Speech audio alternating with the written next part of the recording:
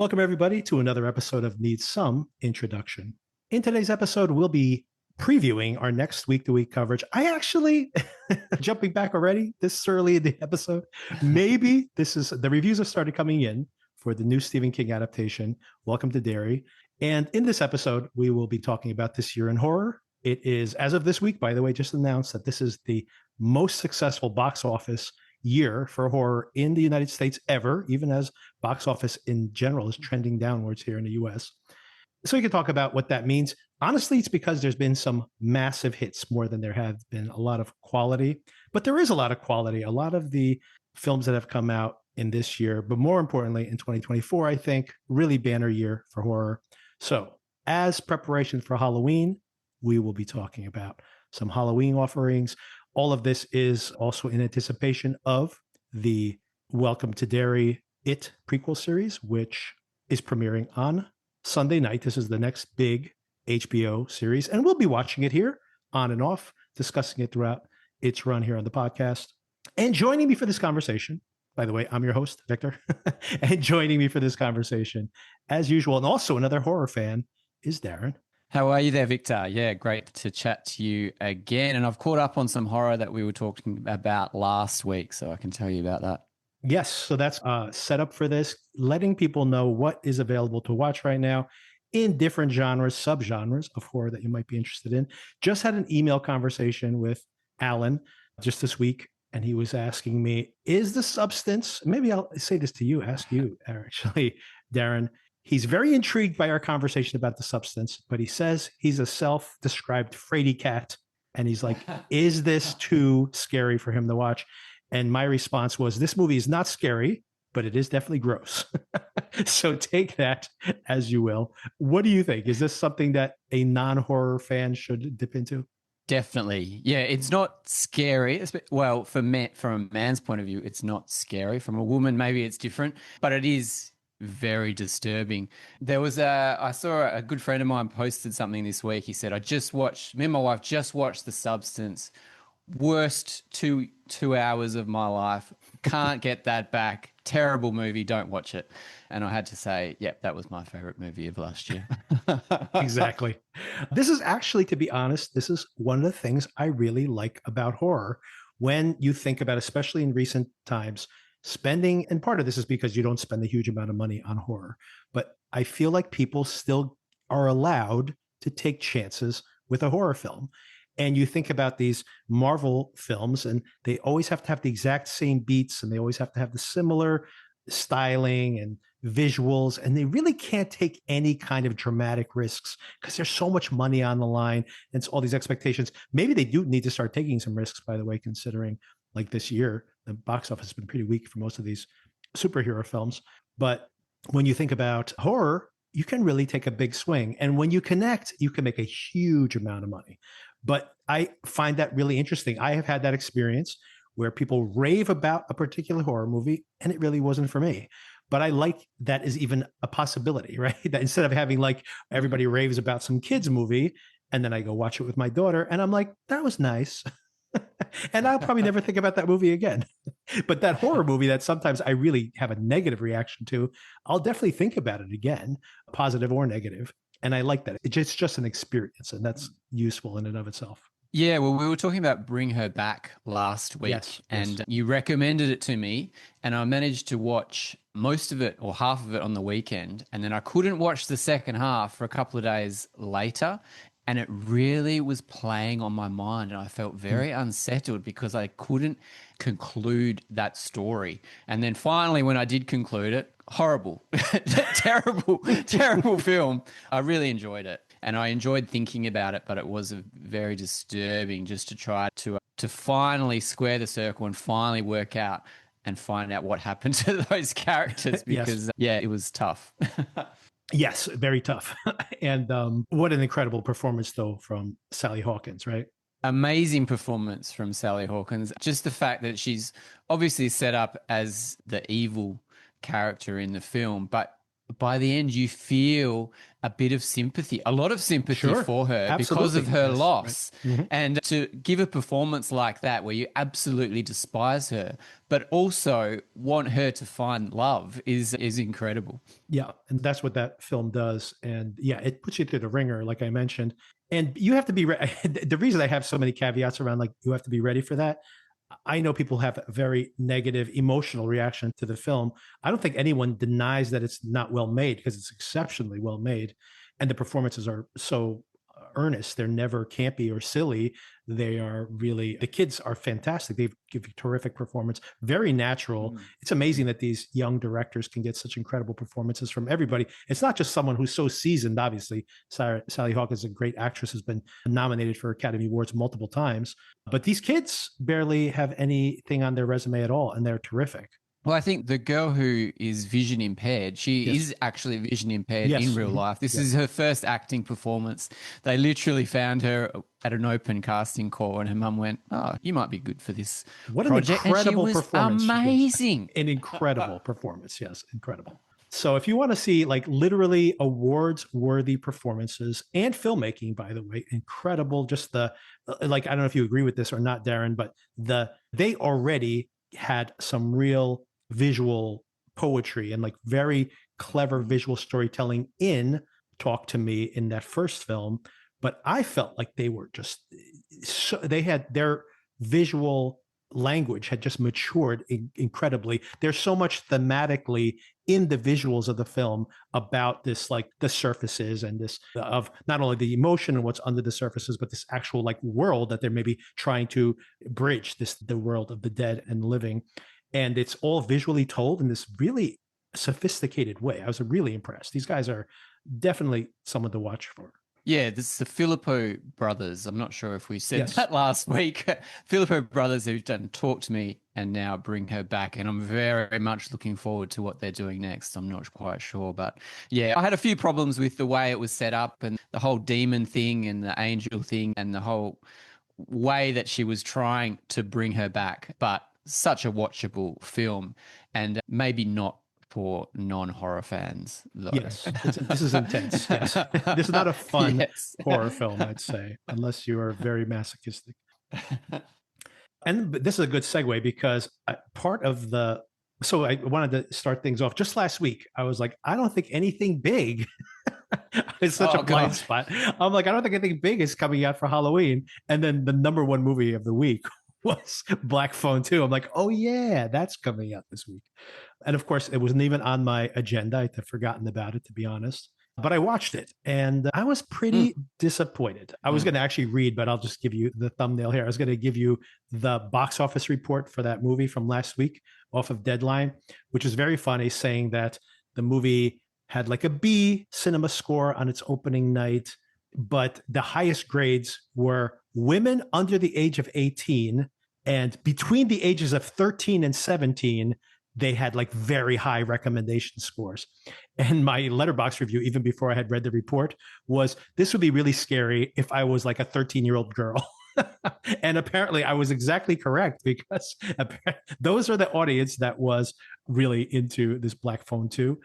And it just it's pretty sophisticated visually. There's this thing that's done where wherever they're in the dream world, they use grainier film stock. They actually shot on 16 millimeter. And so that's cool to see that. You've probably noticed it when you saw the trailer that some of the footage is very grainy, but it's not like just bad footage in the film. It's intentional. When you are in the dream world, you see this different film stock. So that's pretty clever. The performances are pretty good mostly. And but yeah, it's just like, and people have been saying this is, it definitely is in some ways winking at A Nightmare on Elm Street 3, Mm. the that which is for me the most fun of all those original Nightmare on Elm Street films, which takes place with all those kids who are fighting Freddy through their dreams in They're like in a mental hospital, aren't yeah, they? I didn't want to use the terminology mental hospital, but I guess Oh, okay. that's what we'll call it. That's what I would call it also. And it is really cleverly done. And I'm a big fan of that movie. And this film is just, it's not fun. It's like really downbeat, but it's hard to take it seriously. And yeah, I wasn't a huge fan of the first film, but going into like Freddy Krueger territory in this new film, but not bringing the fun of that with it was, I don't know, I think it's a miscalculation, but it's doing really well. So they'll probably make another one and we'll see how that goes. The funniest thing about it, by the way, is I don't know if Ethan Hawke is in this movie. I should say, really? I don't know if he's not in this movie, but I question how much he is in this movie. It's definitely his voice, obviously, but I think we're halfway through the film before we see the grabber at all. And he is in full mask. And then there are a few times, maybe 3 scenes where he is in partial mask. And it's definitely Ethan Hawke when part of the mask has been removed. But there are big chunks of the movie where I'm like, I think he recorded at home. And I think that might be a body double. And I think he got paid very well for, this is Mandalorian style. He might just be doing just a few days of work here to make this movie. Interesting. Well, I did have to kick myself when we couldn't think of Black Phone 2 last week, when we talked so much about Ethan Hawke. Right. Crazy. I hope someone picked us up on that. My 13-year-old daughter, it loves the first Black Phone, and she was talking to me constantly all weekend, wanting me to take her to Black Phone 2, but we couldn't find the time. But yeah, so she's right in the demographic there. It is rated R, which I think is funny because it doesn't seem, and as was the first film, and it's so it's funny that like theoretically these kids should not be attending this movie. But when I watch this film, I'm like, this is for teenagers. This is the core demographic for this film.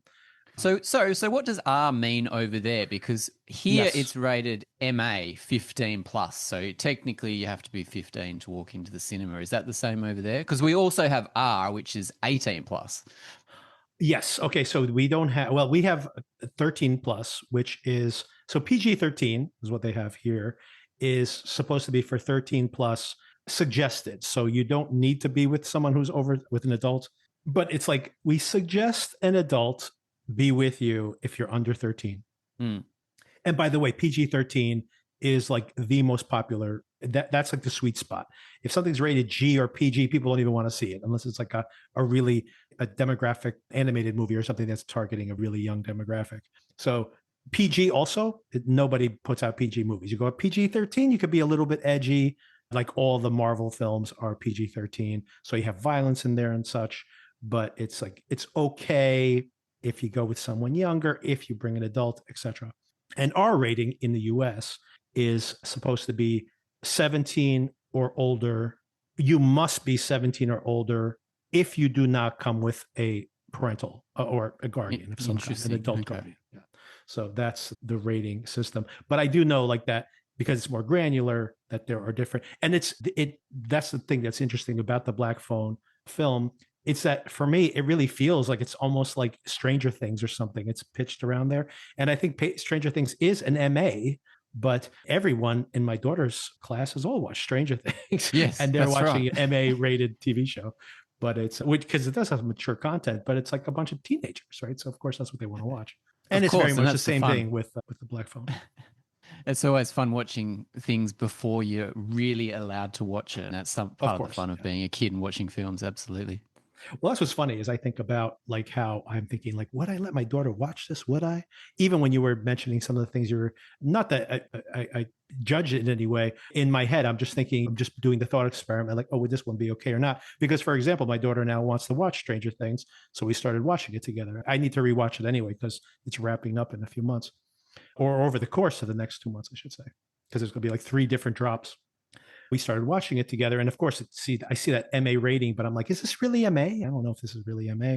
And she knows that the special effects are just special effects. So anyway, to each their own. It is, I think it's useful to have that as some kind of meter stick, because if you go in, and of course, if you do not warn people that the kids are going to watch something that is pretty mature, then you're going to complain about that also, right? So it's interesting, the thought experiment to just think about like where, but then I think back on, me not at her age, but slightly older. When I was like 13, I was reading, and this will be a segue into something else we talk about later in this episode.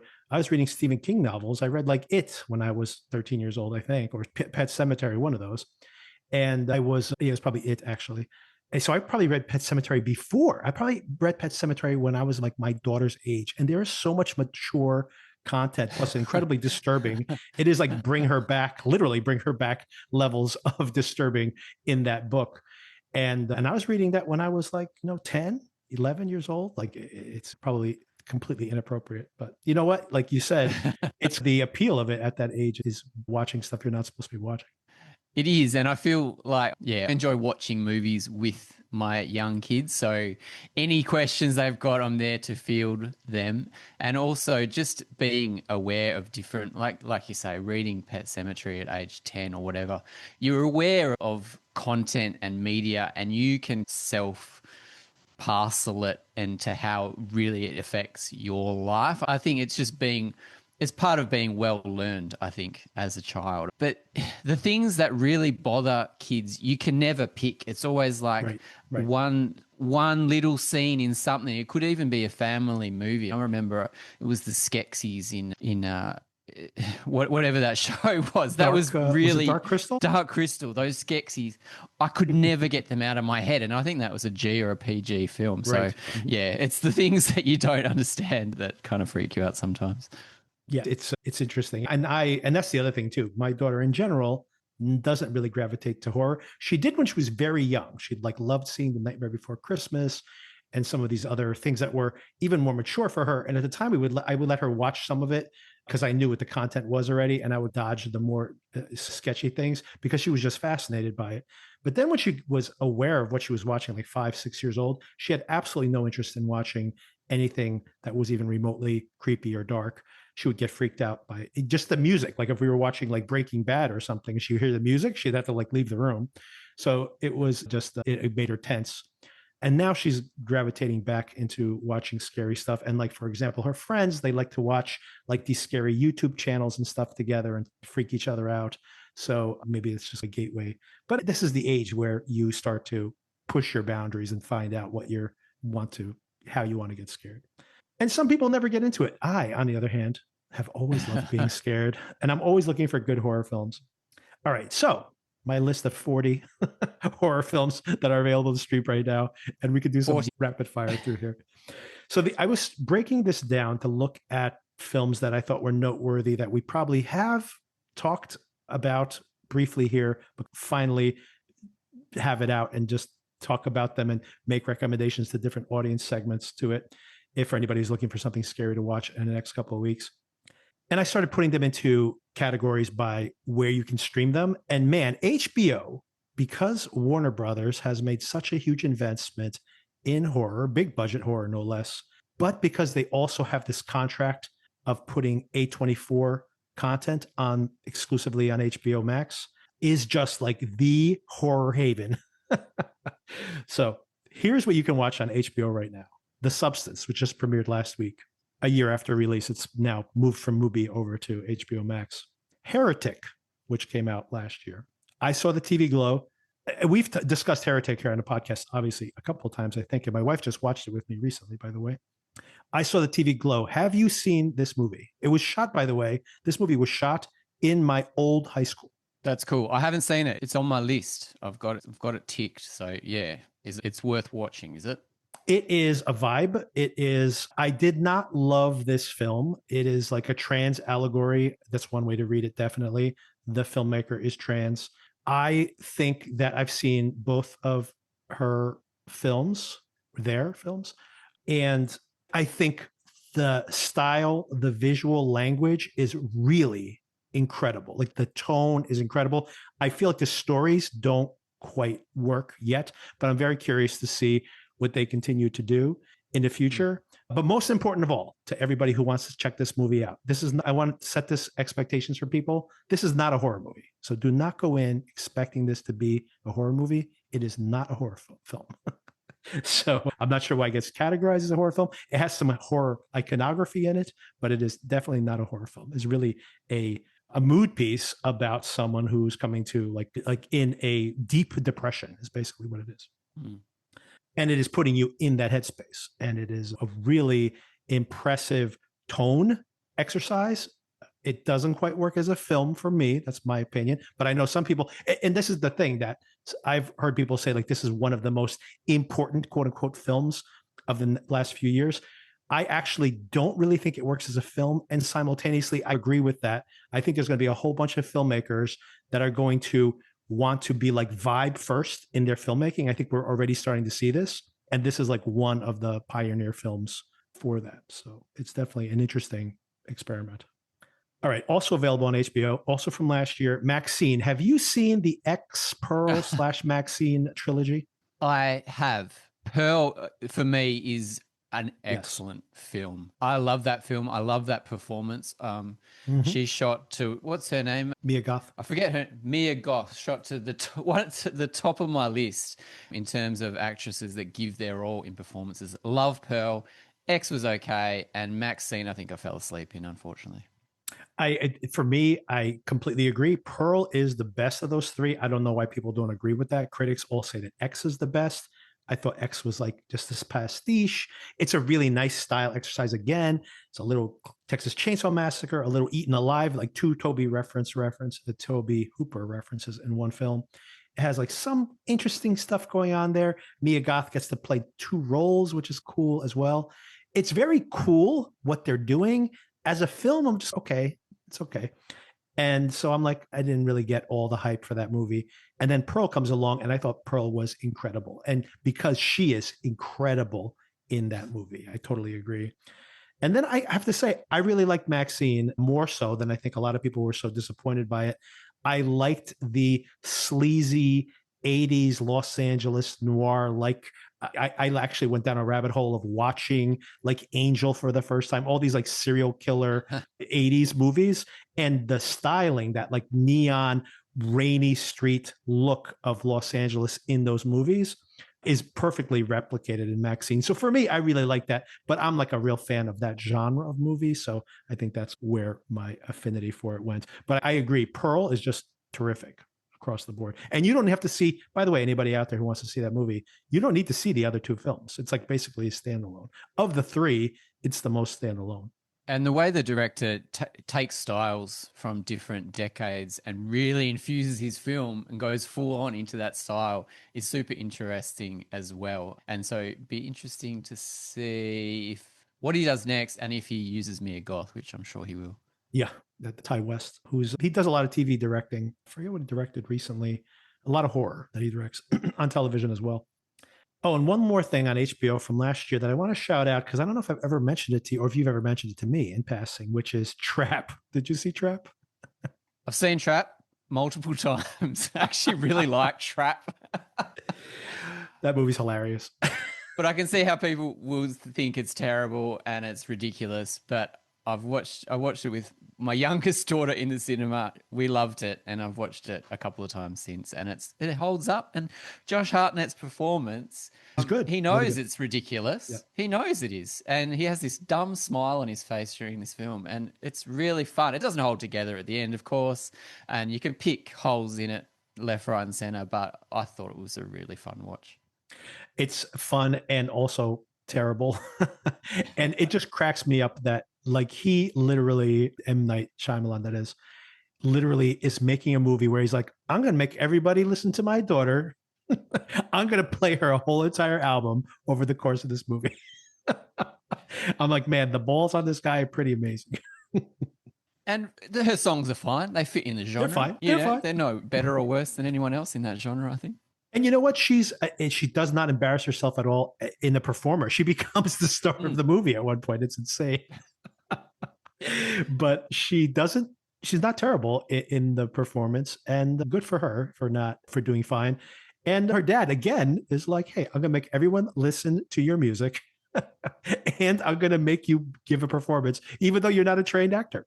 You're just gonna do this for me, honey." And I think one of the things I also liked about it is the idea of going to your first gig for someone that you really enjoy, or getting that ticket to get to see your favorite artist at a venue for the first time with a bunch of people. It was a really almost religious experience, and I really enjoyed that aspect of it, especially as a father taking your daughter to a gig to her favorite artist. That's a cool thing. That could be, I think that film should have been much better.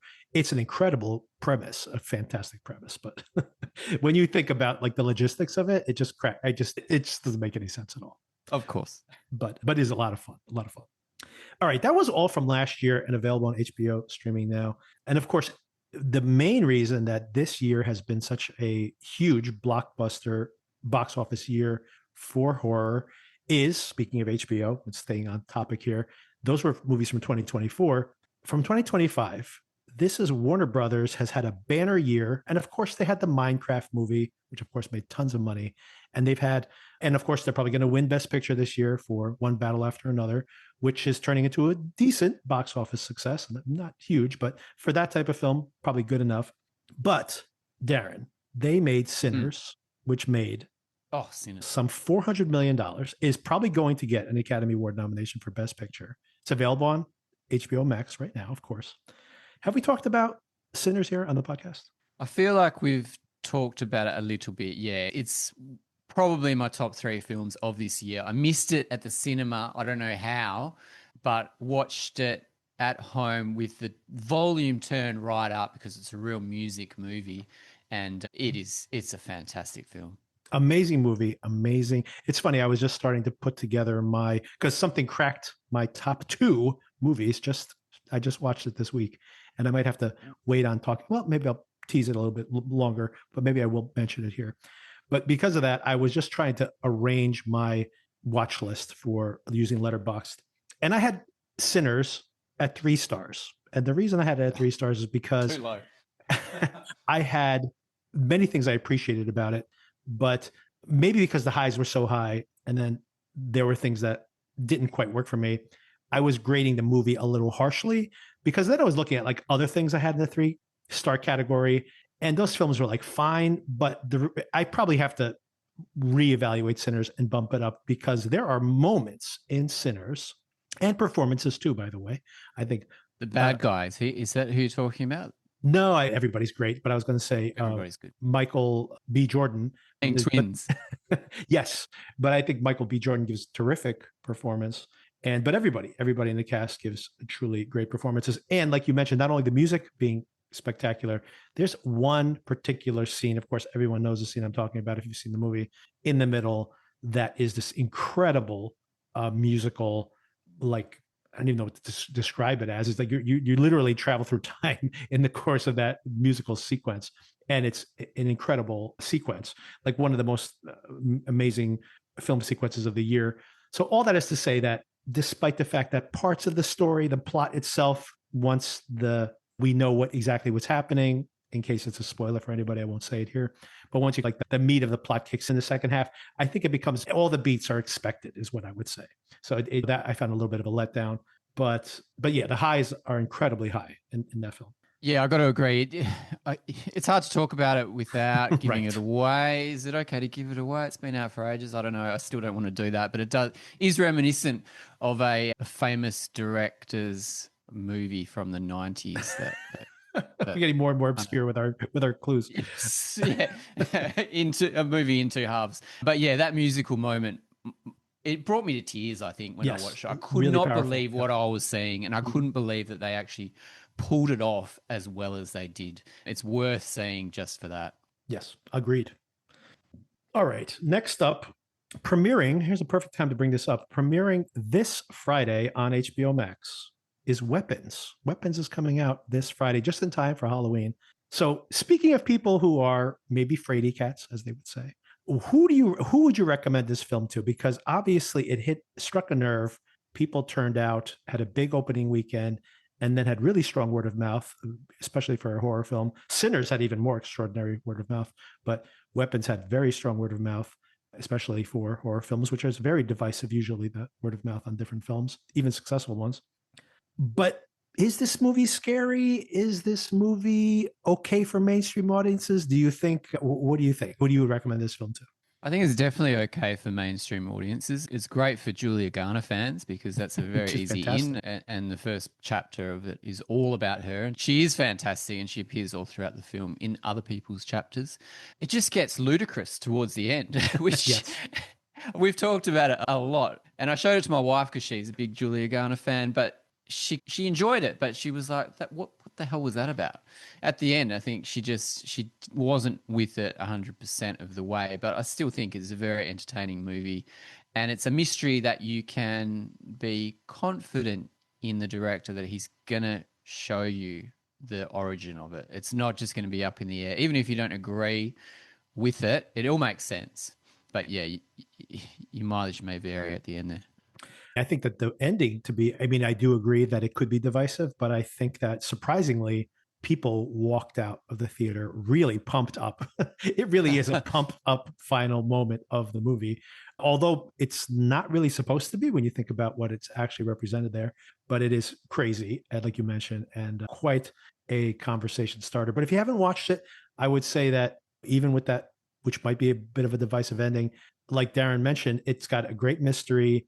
It has a structure like Magnolia where it keeps folding over itself. The same story is told from the different people's perspectives over time, and sometimes overlapping, sometimes not. And it's very cool. The structure is very clever. There's terrific performances, a lot of comedy in the character. At the same time, some scary sequences, but not incredibly scary, by the way. So that people hate jump scares. There's like 2 jump scares in this entire movie, but it is creepy. There's definitely creepy elements when you're trying to figure out. I think a mystery is so important. I think people forget this in every film. Even if it's a rom-com, I think you need to have some mystery, and someone needs to be a detective who's trying to unravel like some secret, because that immediately grabs the audience, man. This stuff, it shouldn't be that hard to do, but it is. Anyway, in Weapons, it's perfectly executed, and it has an incredible ending. Love it or hate it, it has an incredible ending. The other massive film that they had this year was Final Destination, Bloodlines, which is such a romp. So much fun. So much fun, huge movie, and you watch the Final Destination movies for the openings. What's Yes. going to happen in the openings? This one is really fantastic, very stylish, goes back in time, so it's got a 50s aesthetic. And yeah, I've seen that opening a couple of times. I just like putting it on and watching that kind of mini story before the film starts. And I think I've only seen it through once, but it was a satisfying watch. Again, a horror movie where you can laugh at. So much humor. I think if anybody has any nostalgia for Final Destination, even if you've watched a couple of them and you thought they were terrible, most of them are terrible, by the way. This one is so good. It's so good. It knows exactly what it is. It's so funny. The kills are so inventive. Like you mentioned, some of the other films after the opening segment, the rest of the kills are pretty like generic. They don't have that same level of energy. Every kill in this movie is so smart and so funny and so surprising. It's like really incredible stuff. And also gross as well. Gross as hell. Yeah. If you want to see people get killed, and really people that you like really don't have much empathy for killed in really ridiculous and hilarious and surprising ways, that's what you get for this movie. It's basically a slasher film, but with much more elaborate kills. And the killer is, I don't know, being accident prone. There's no slasher. The slasher is gravity most of the time.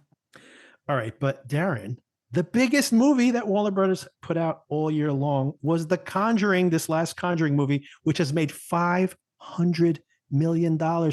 And this movie has like no cultural footprint at all. Like, don't remember it was in the theaters anymore. I don't know anyone who's watched this, and it made $500 million. How is this possible? I don't know. And I did not contribute to that because I've not seen any Conjurings, I don't think, since the first one. And maybe an Annabelle and maybe a Insidious. Is that folded into that universe? I don't even know. I don't think so. I don't know. So I'm afraid I can't comment too much on the Conjuring, Marvel Universe thing. Unfortunately, I can't say anything either. Same with you. I've seen the first one. I thought the first one was okay. I know people love the first one. It was okay. I didn't love it or hate it. But not enough to even pursue it beyond the first film. So it's shocking that this thing is still so amazingly popular. And is it 13-year-old girls again for this audience? I don't know. That's a good question. I haven't done the research, but I wouldn't be surprised. But it has to be bigger than that. This made more money than the Marvel films that came out this year. It's bigger than Thunderbolts and bigger than the Captain America film. And it is just slightly behind the Fantastic Four film.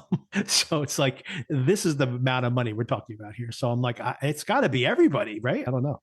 That's epic. Well, that's Except coming for out on me. HBO. I will watch it. I'll watch it. Yeah. And it's coming to, Do you have to see all the others? Is I it one of don't. I those? doubt it. I doubt it very highly. But it is coming. Yeah. To be honest, they just announced that it's coming on HBO like in December, and they at the same time they announced that the Weapons film is coming out this week, like surprise drop right before Halloween. I think very smart to drop it because there's not that much in the theaters right now. And so I'm going to watch it just to see what the big deal's about. Same.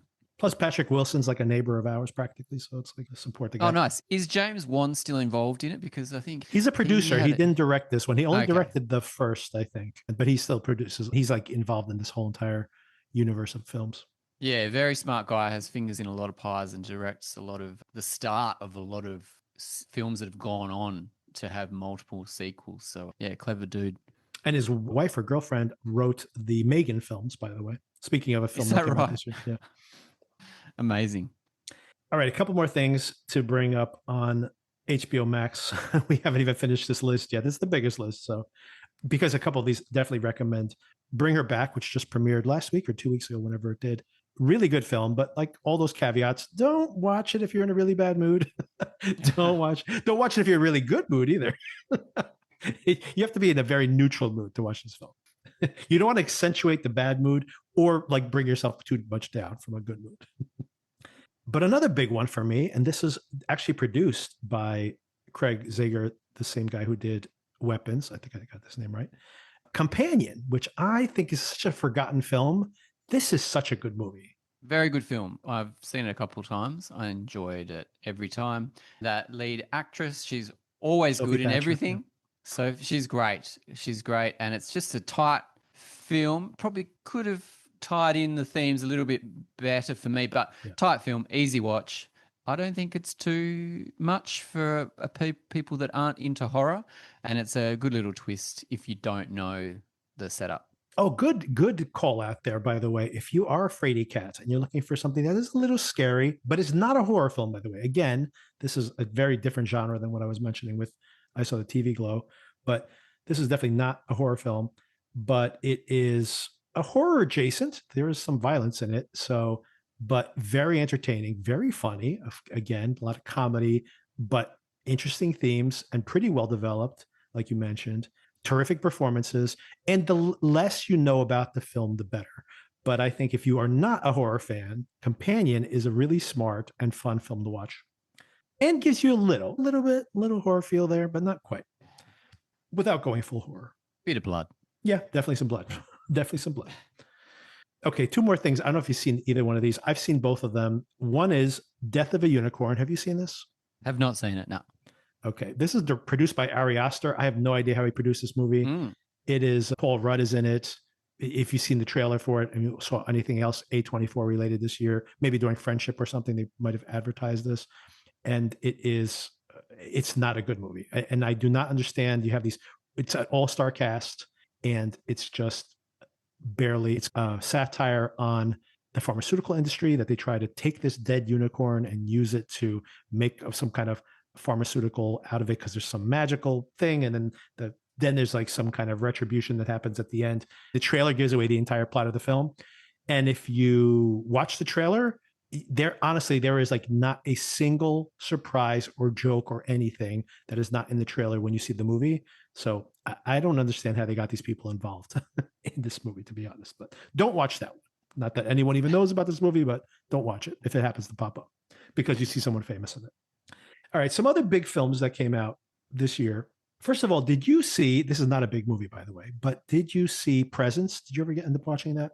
Again, it's on my list, but I did not get around to seeing it. I think I was really jazzed about seeing it, and then you were like, nah. I might have poisoned you on that one. I know some people who really like this film, and its Letterboxd ratings are pretty decent. Not great, but good. I hated this movie, and I'm a big Steven Soderbergh fan. And I loved Black Bag, for example, this year, but this movie didn't work for me at all. And it's like a ghost story from the point of view of the ghost, which is a great premise. And this story just doesn't do anything with it, in my opinion. But That's available on Hulu, but if anyone wants to see that movie, that I don't really recommend. But here's something we could segue into Stephen King conversation. Also available on Hulu is The Monkey from Oz Perkins, coming off of the huge success he had last year with Long Legs. By the way, Keeper, which we were making fun of, the trailer for that, has played at some film festivals and it's getting rave reviews, by the way, rave reviews. So I did not see that coming, by the way. But The Monkey, have you seen The Monkey? It's Stephen King adaptation. That's why I wanted to bring it up.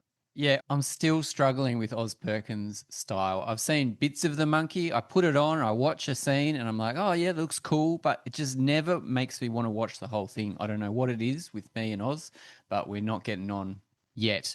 So I can't comment too much on The Monkey, but yeah, plenty of blood, plenty of cool kind of stuff that was happening, but there's nothing to make me want to finish it.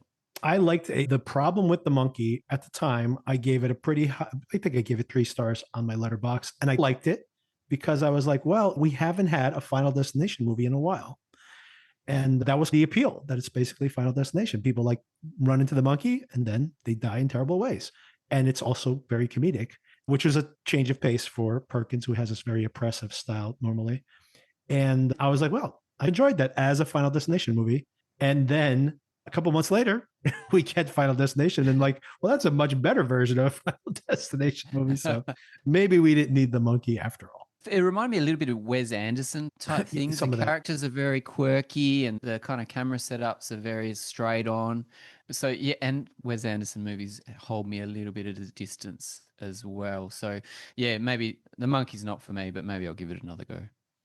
All right, I want to have a quick rundown of things that are available on Netflix. And one of them, one of the biggest films of the year, which of course we discussed in a lot of detail. By the way, of some of the movies we discussed here, we have a whole episode on weapons. So check that out in the backlog.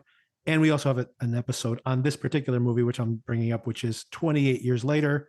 I had pretty mixed feelings about that film. I know you liked it more than I did, but just a shout out to everybody that it is available on Netflix. It's been pretty popular since it's premiered there. Some other things you can see on Netflix right now. Did you see Heart Eyes? Did you see that? Did not see that, no.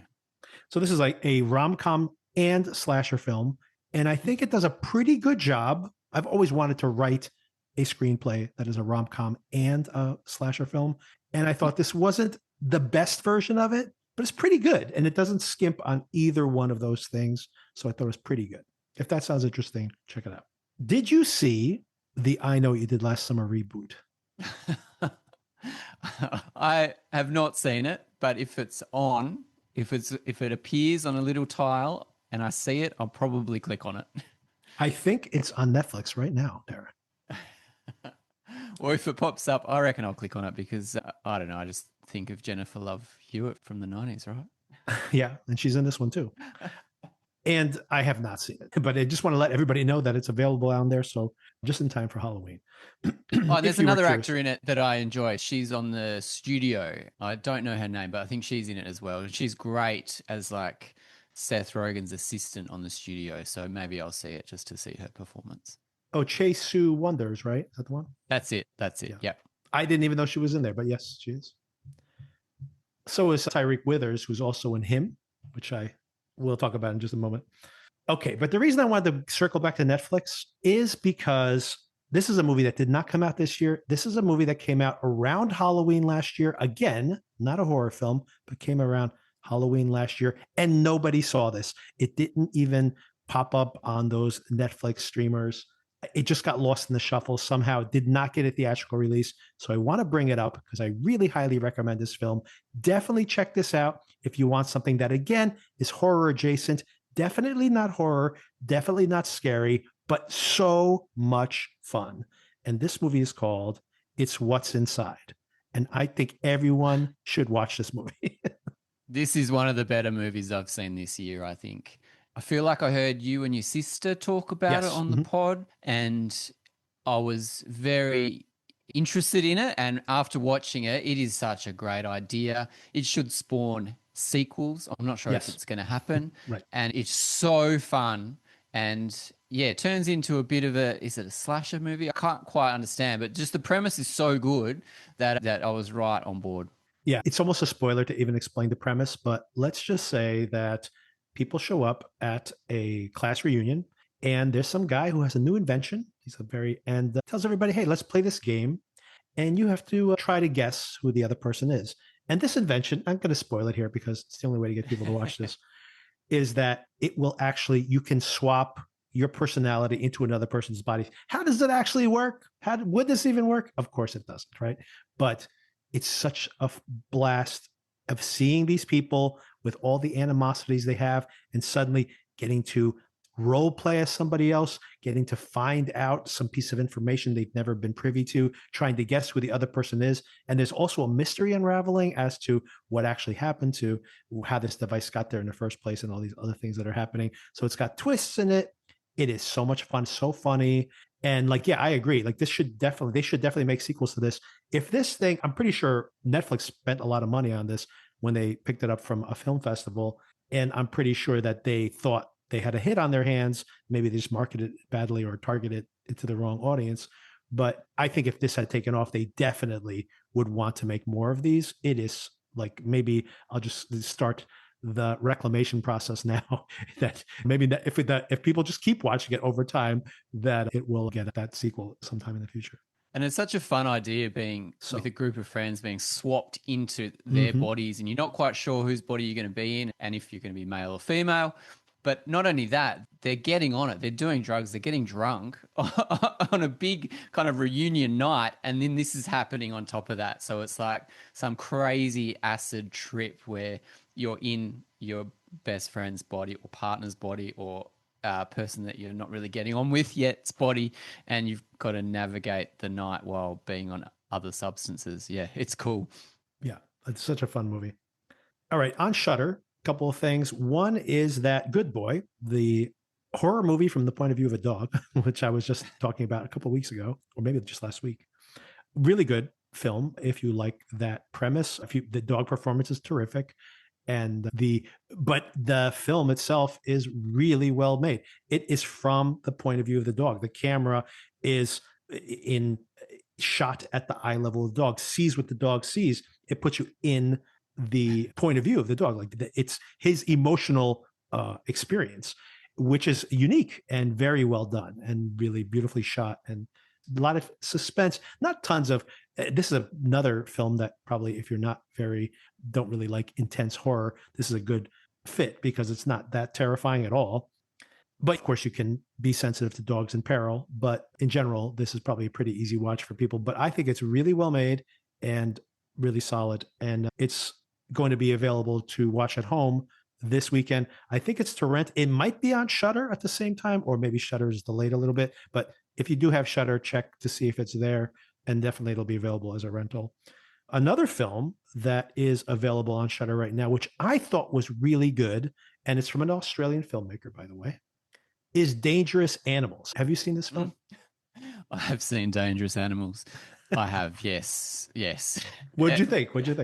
Yeah, I think it was a middling horror movie for me, but yeah, me and sharks have a little bit of a funny relationship because I'm in the ocean often, so I try not to think about it. But it's actually a really fun performance by that guy that was in the Suicide Squad movies. Jai Courtney. His name. Yeah, he was pretty fun. Yes, and quite. I think he's really good. Yes, I agree. Character, and it was a funny film as well as being quite disturbing in that kind of Wolf Creek type vein. Mm-hmm. Yeah, and I think I like it even more than you did. And I think we discussed it here on the podcast, not a huge fan of Jai Courtney in general, but he was terrific playing this serial killer who basically worships sharks, and he feeds his victims to the shark. So he's like a slasher that has a very elaborate practice of having to use a shark to kill his victims. And it is silly as that sounds, but I got to say, this was also really tense when this becomes a cat and mouse between him and this victim who is very resourceful, and you really root for her. And like, I was on the edge of my seat multiple times watching this film. So I thought the suspense worked really well. I think he's a lot of fun in it. And yeah, a weird mishmash of different elements here of like a shark movie, a slasher movie, a thriller more than a horror movie, actually. But I thought it worked for me. I thought. Yeah, she does a good performance, doesn't she? As the victim that you hope will see the end of the film. I'm trying to think of where's her name here? Oh, Hassie Harrison, who I have not seen in anything else, but she's very good. Yeah, it doesn't ring a bell, but she's great. All right. I'll briefly bring up Him, which is now available for digital as well. It's what a train wreck that film is, like a total disaster. It is like it's funny. We were just talking about, like, I would love to see Tron just be a music video for the whole entire run of the film, and that would be a better version of it. Him is basically just a music video, but it is, and that's why the trailer worked well. But man, there are the moving from one scene to the other, I have no idea. It's like an incoherent film. Like, I do not know what I'm supposed to take as literally happening, what might just be in this person's headspace, what is the film itself from the very first scene is so like over the top that I have no grounding of what's actually happening.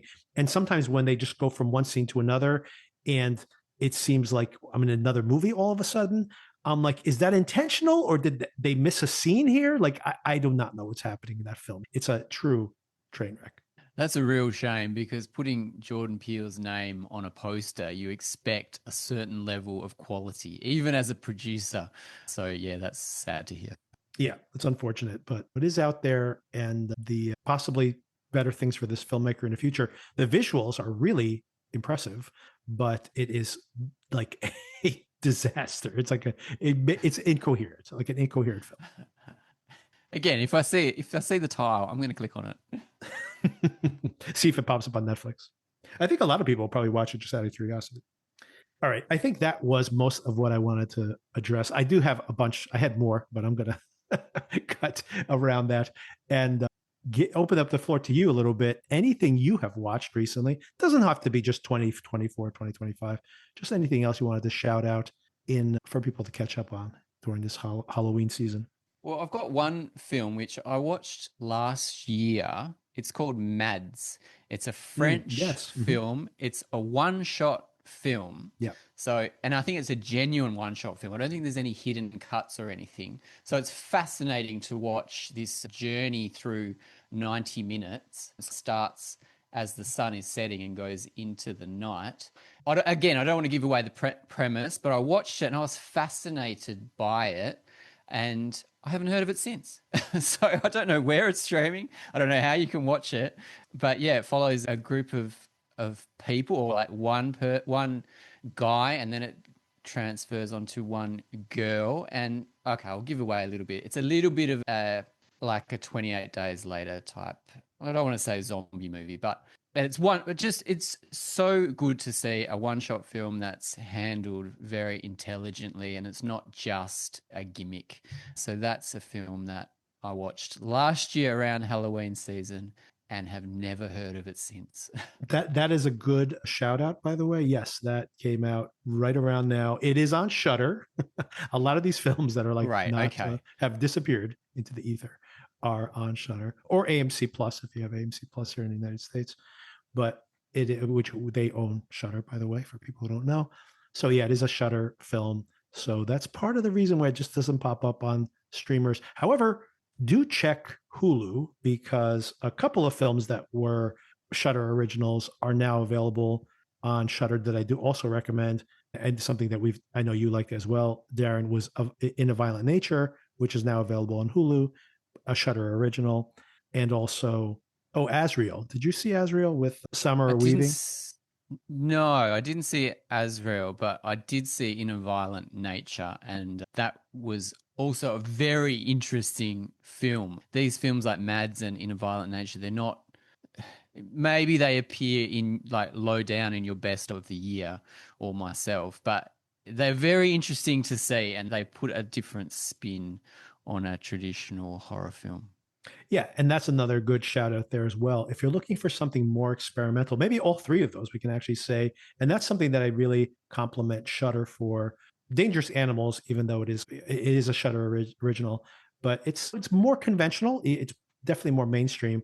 But Mads as a single shot, basically a zombie outbreak film from a point of view of one single take over the course of one night moving from one person to the other is a pretty incredible technical achievement, as is In a Violent Nature, which is a horror film, a slasher film told from the point of view of the slasher. I very loved that movie. That was one of my favorite films of the year last year. It was definitely my top 20.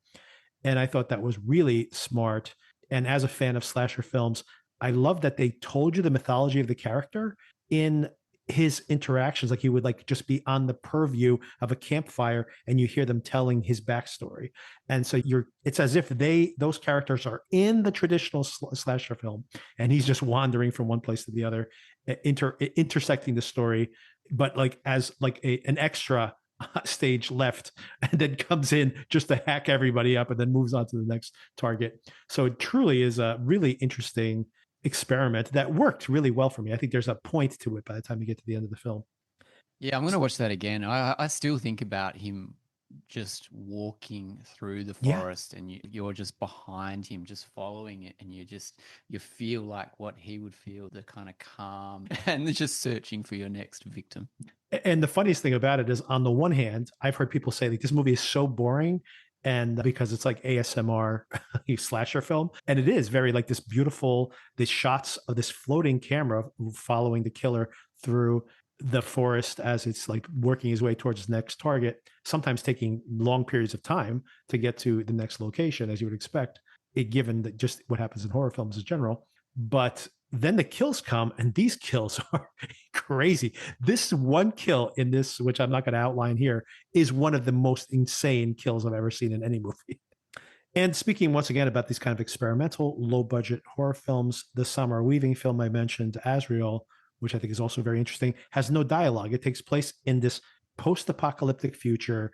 There's a cult that have basically severed their vocal cords, and they're in this world where demons have actually risen. It's like actually post-apocalyptic, post-revelation, basically. And no one speaks in the entire film, and the entire story and the mythology and everything you discover purely through people interacting, but they don't speak to each other. So there's not a line of dialogue, or barely. There's a little bit dialogue, minor spoiler there. In the middle of the film, you suddenly have words spoken, which is surprising. It has an effect of its own. And but 90% of the film is silent, as far as there's sound effects, but there's no lyrics, no dialogue spoken. And yeah, it's a interesting experiment as well, and I think a successful one as well. So if you're like that bucket of three films, if you're looking for something a little, you like something, you see someone, want to see someone taking a chance, doing something a little different, those are the films I'd recommend. All right, Darren. So starting on Sunday, we are going to be trying, at least sampling, the new It prequel series, Welcome to Derry. Also on Sunday nights, The Chair Company continues to play. So maybe we could talk about that for a minute. What did you think of this second episode of The Chair Company? And what did your wife think about it?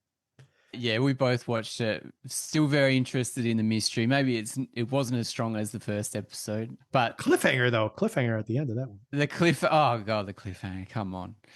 A couple of interesting characters, the kind of hired heavy, the old guy that is now on his side, that he's paying to help unravel the mystery, which he wimped out on at the last second because he didn't want to take the gun and go threaten some random guy. And also the guy that worked, it's just such a random show. The guy that worked in the clothing store. What a strange cadence of speech. I just could listen to him just trying to work out where he's coming from. It's just such a weird show, and hopefully it lives up to the hype, because I think, like I said, it's just a little bit of a step down from the pilot, but I'm going to tune in each week. Absolutely. I'm shocked that I had mentioned that I had heard anecdotally that the show it seemed to be catching momentum over the course of the week. And HBO was so proud of the numbers that they announced it. This was the biggest premiere they've had for a comedy in like 10 years or something. So I was like, wow, this is a really shocking that people are tuning in for this, because it is a very strange project, but I do hope it is very funny. So I do hope it continues to find an audience. But maybe when we discuss it, if we continue to be interested in that, we will talk about The Chair Company at the same time. And I also thought it was fun that he got pulled into HR to watch a Yes. video on being a peeping Tom. Yes. I love the tone of that whole video. Is one of the funniest, one of the highlights for the whole entire show so far. Oh, so good. Can you just imagine? I don't know. Imagine having that conversation with HR. So the a couple of details coming on about Welcome to Derry, which I think is interesting, but worrying. That's why I have all these caveats onto whether we will actually watch this from week to week.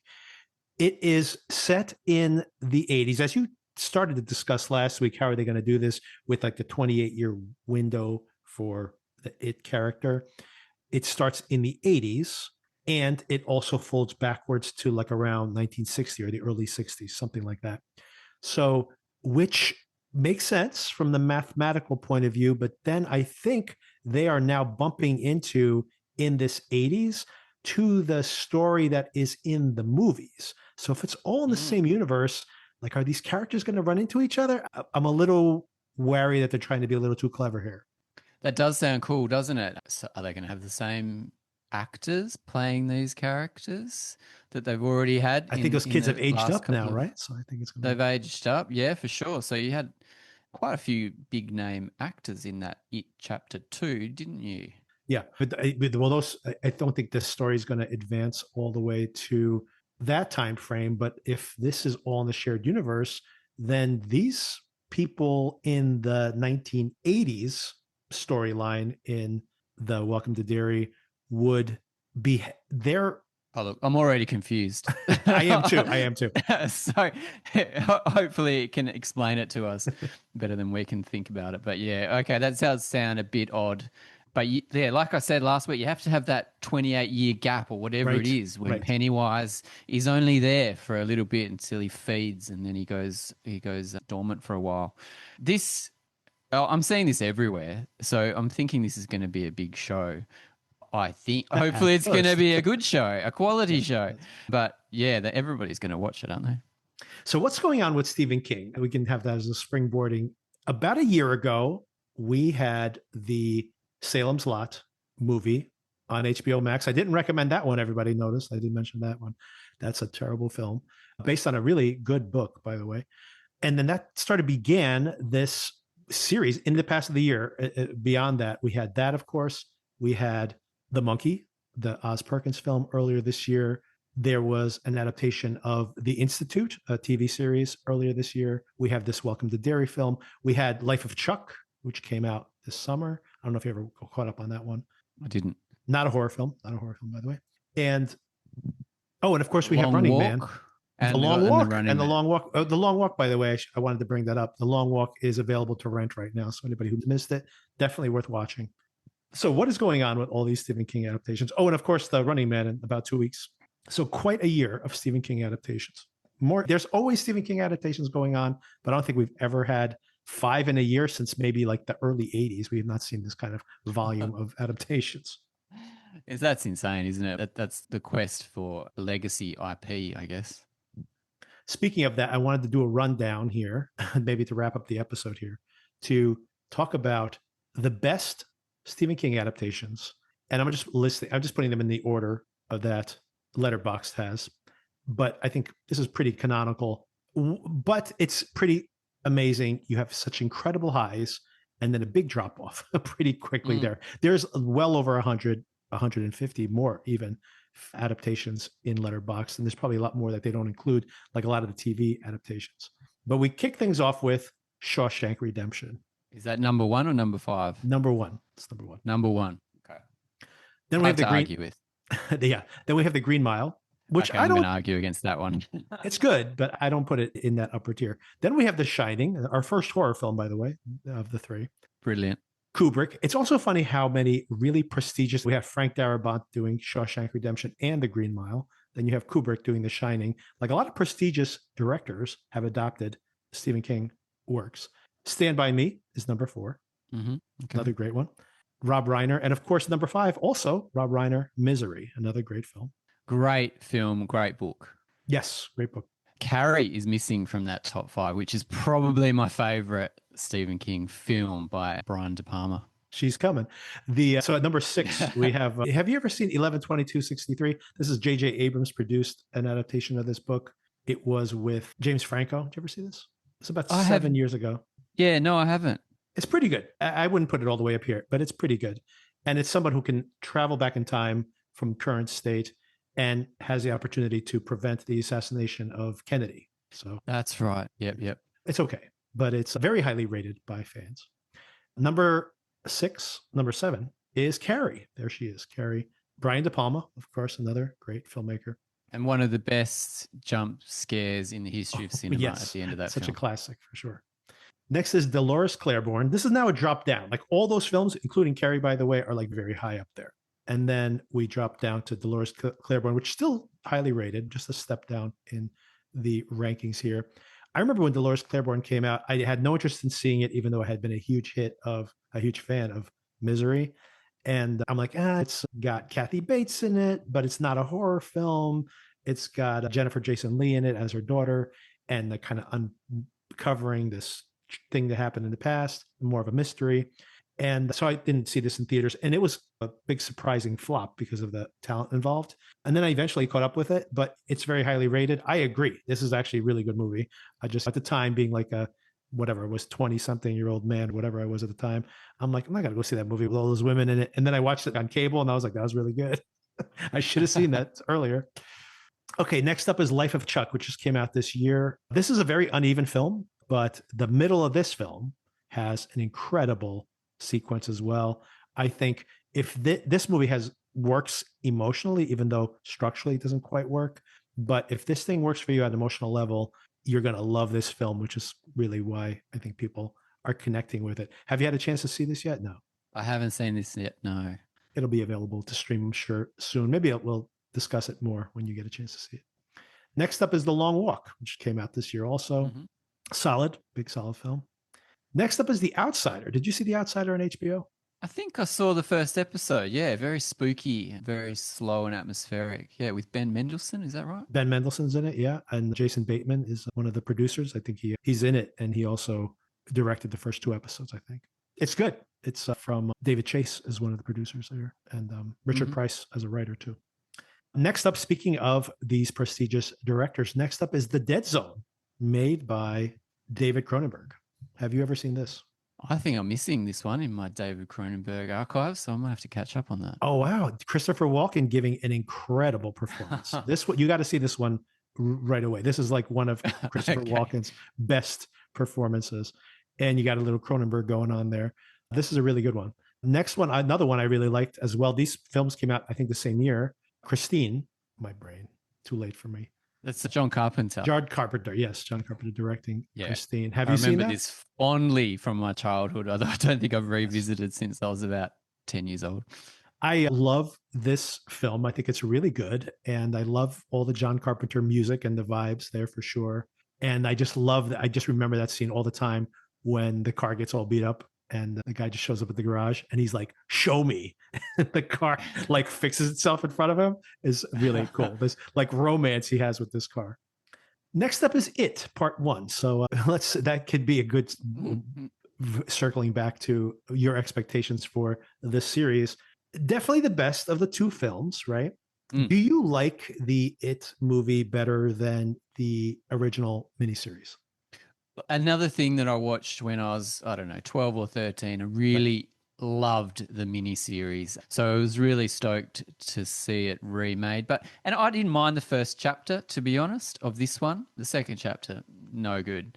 But the first chapter I thought was pretty good. So if the CV series can work off that, then I think it's going to be good. But a lot of CGI in the culmination of that movie, which doesn't really excite me. Yeah, and I especially found that really grating with the chapter 2. Just didn't work for me at all.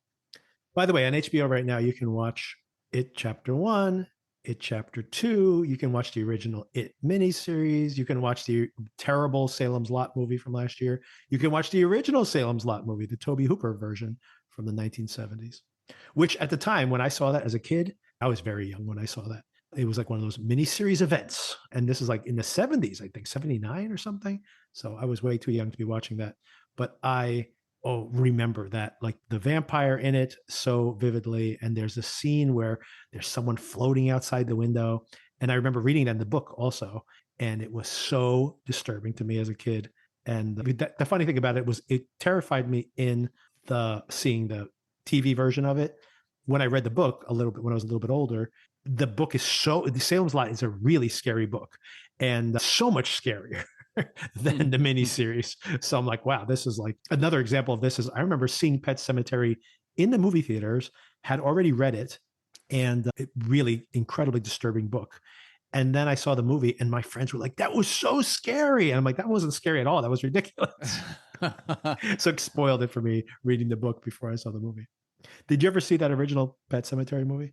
Yeah, I did. Another thing, when I was growing up, these Stephen King movies would play on rotation every year or so, and so you'd always want to tape it and watch it, and just so you felt like you were, watching things that you shouldn't be.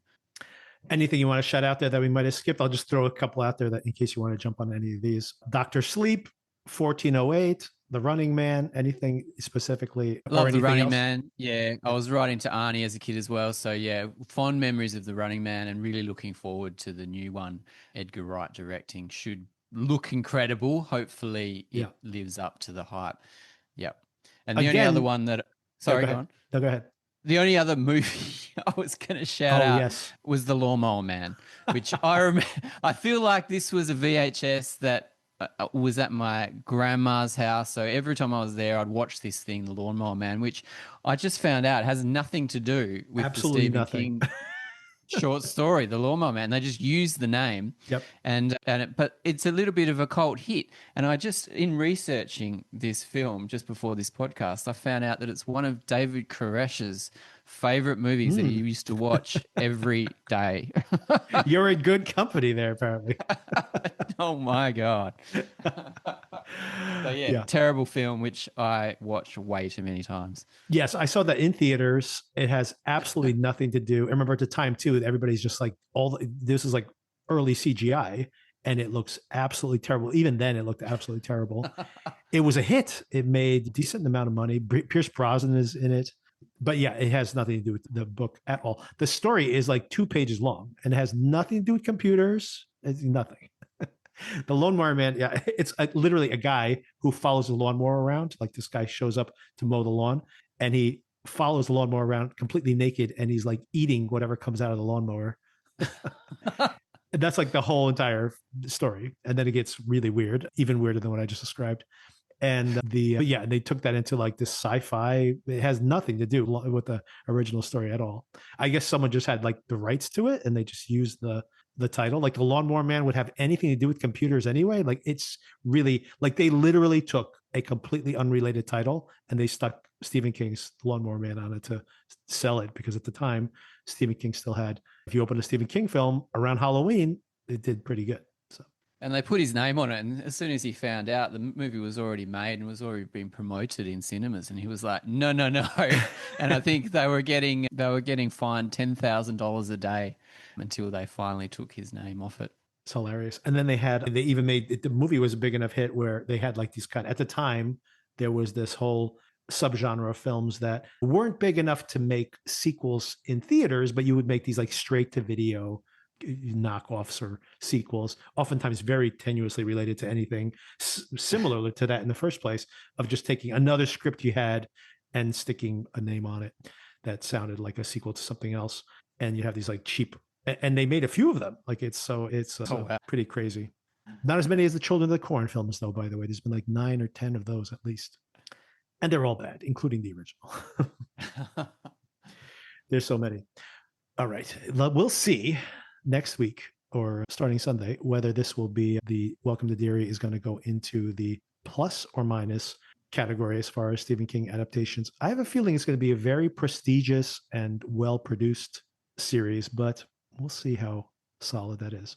Okay. Looking forward to it. All right, Darren, thank you for the conversation. And hopefully everybody out there got at least one recommendation to go through on that long list of movies we just went through.